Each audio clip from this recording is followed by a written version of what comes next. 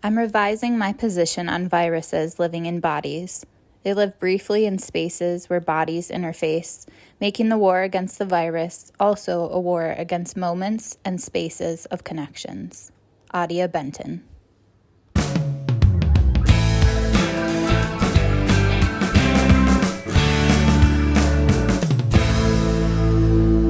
Hey everyone, it's Karen. I just read the best nonfiction book that I have read this entire year thus far. I think that it will definitely be on my top list of the year. It is The Viral Underclass by Stephen W. Thrasher. He is basically this journalist who is very well-known, influential, all that sort of stuff. He is currently a professor at Northwestern as well, and a lot of his journalism tends to focus around LGBTQ plus issues because he identifies both as a Black man but also as a gay man. This book basically starts out with his experience March of 2020 in New York City. So he was kind of in the process of moving to Chicago, but he ended up deciding to stay in New York City for a while because that's where all of his connections were.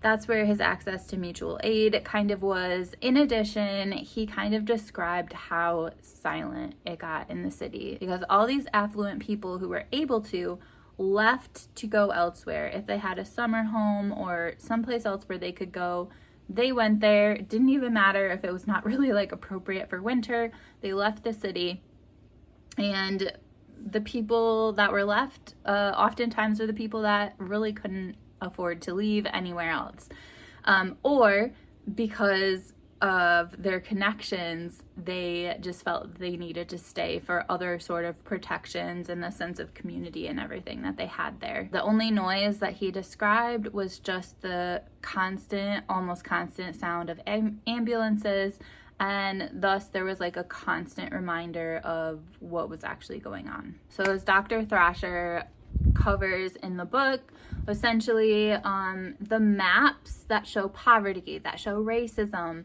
that show all these sort of things can actually show COVID rates as well. And so basically the maps that were being shown with the highest COVID rates were the same as all these other maps, and you could basically lay them on top of each other and they would be the exact same. When Dr. Thrasher was describing how these maps can be overlaid on each other and show the same information, he actually said, when we follow the virus, any virus really, we follow the fault lines of our culture. And then later in the book, he says, in times of mass crisis, those cracks get wider and more people fall into them.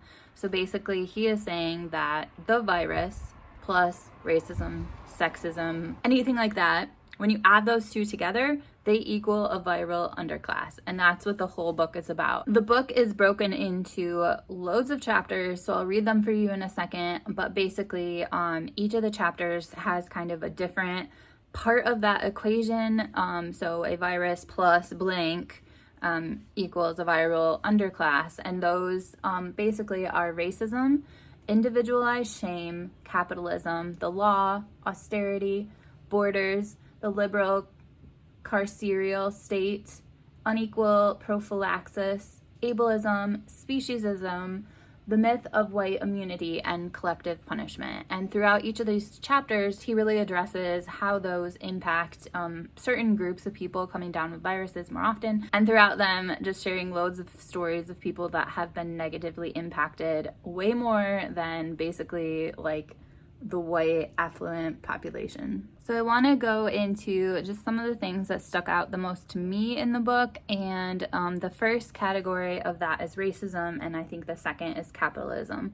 So just dealing with racism, I thought it was really interesting and deeply devastating that this author, who is Black, gay, but very educated, probably pretty affluent, basically has a 50-50 chance throughout his lifetime of getting HIV, and that is because he is a gay Black man. Gay white men do not have that same percentage chance of getting HIV, and so I think that is something that a lot of people need to hear, is that racism regardless of how affluent you are or how educated you are or how hard you work or anything like that, negatively impacts people. In addition to that fact that he has a 50-50 chance of getting HIV in his lifetime, he also discusses basically like the stress that impacts your body. I think we're finding more and more just about how trauma kind of almost stores itself in your body and can lead to other medical conditions. And just like imagine the stress of racism on a day-to-day basis, what that can do to your health and all the other health concerns that could be elevated and become more common in the group of people, even if you take out this idea of medical apartheid, which is the next part I want to discuss. Medical apartheid is just this idea that in order for white people to be healthy, Black people need to be unwell. So some of the benefits that we have today in medicine are a direct result of Black people being taken advantage of, and I don't even think that's a strong enough term for the things that have happened to them. The father of gynecology, he actually created and kind of made the C-section even better than it was, basically because of Black women. So he would do a C-section live in front of an audience without anesthesia, and it was always a Black person that he did it on. There's also a Tuskegee study of untreated people with syphilis. So basically, Black men with syphilis were just observed to see what would happen to them. And the treatment was available and had been available for decades, but they just thought they would observe and see what happened. And then another case that wasn't really discussed in the book, but that I know of from other reading, is Henrietta Lacks, who basically had cancer. Her cells were used without her permission, without her consent, and were basically used to just create all this work with cells and cancer, and I don't know exactly what they were used for, but pharmaceutical companies made loads and loads of money, and then Henrietta died, and her family basically received zero financial benefit from this happening to her. This idea of medical apartheid kind of leads me into my next thing about capitalism, which is basically an issue everywhere, really, which is why there is some quote about how we don't live in separate countries. Now we all live in the same country, and that is capitalism. But regardless, I will say this book was pretty US focused, but with that being said, in the United States, we do not have universal health care. It is tied to your job. So as a teacher, I have health insurance that I pay a very small amount for every single month, and it covers me, and I have access to that low cost, amazing health insurance because of my job. I have to be honest, if I worked a different job, my health insurance would be covered for me, but it would not be as good. And some positions, previous teaching jobs, for example, completely cover your health insurance where you have no cost whatsoever. That pairing of your job to your health insurance basically is just this whole capitalist thing at it, just you're not allowed to kind of branch out and do work that looks different because you need health insurance, and it kind of limits your creativity and your entrepreneurship and all that sort of stuff. But in addition, I feel a lot of people have this mindset that well, work, get a job, and then you can get healthcare. And I think that COVID, hopefully, I don't think it did, but hopefully would make people see that there's all these really professional people that lost their jobs during COVID, lost their health insurance at a time when they needed it the most. And that's not even getting into people that can't work because of their medical conditions or anything like that. It's just, it's a really bad system. I can totally see where myself and all the things that are included in my healthcare, my medical care, would be decreased if there was universal health care, because I know that a lot of the things I have access to, people do not have access to as easily in other countries where there is universal health care. However, people like me need to be willing to sacrifice a little bit for the good of the group. And that book really went into this too, about why some people might be resistant to getting vaccines or to wearing masks or for doing all these things that, like, you know, educated liberal white people want them to do, because basically their health is impacting us in a way that is more visible than it was previously. They have been dying of cancer, and they have, you know, been evicted from their apartments, and all this bad stuff has been happening to them. And we don't care, because they should get a job, they should work harder, they should blah, blah, blah. If only they would, blah, blah, blah. And suddenly their lives are impacting ours, because if they get COVID, they could easily spread it to us, and it could be a super spreader event and all this stuff.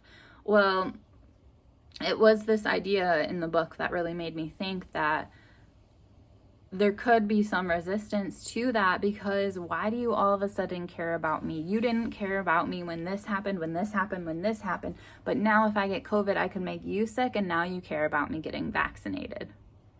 This book opened my eyes in that regard. I think that this pandemic has allowed some people to see that the good of society really depends on everyone being well and having access to healthcare and having access to all the things that they need, and just has shown how interconnected we all are. And I don't know if everyone is realizing that now or not, but I'm hoping that one good thing about this could be that we are slightly seeing that more.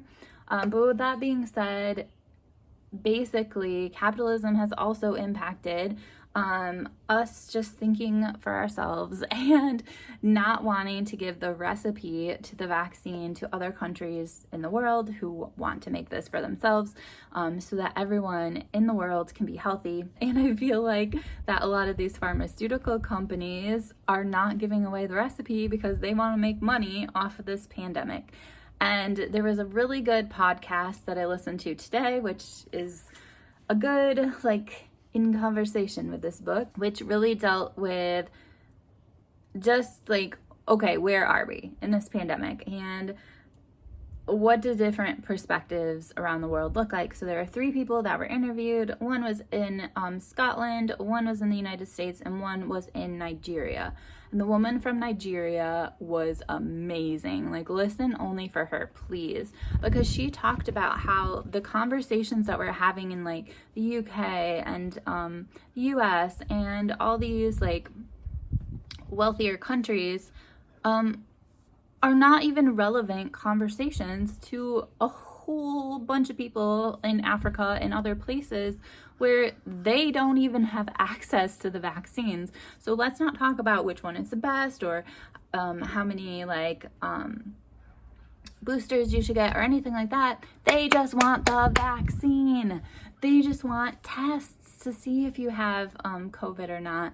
They just want these, like, treatments that you can have, like if you have COVID within like 5 days or something, you can get this treatment and it'll help. They don't have that. There is just, like, the conversations that we're having are not the same. And, like, it's just so heartbreaking that because of capitalism, we are not even sharing the wealth and sharing what our scientists have discovered and the vaccines and all that stuff with people throughout the world. So I think that if you are interested in learning more about the pandemic or about HIV or other health sort of things and how those are impacted by all the ways that we are prejudiced against certain groups of people and how we mistreat them and all that sort of stuff, you should definitely read this. It was like I said, the most amazing book I've read this entire year as far as nonfiction.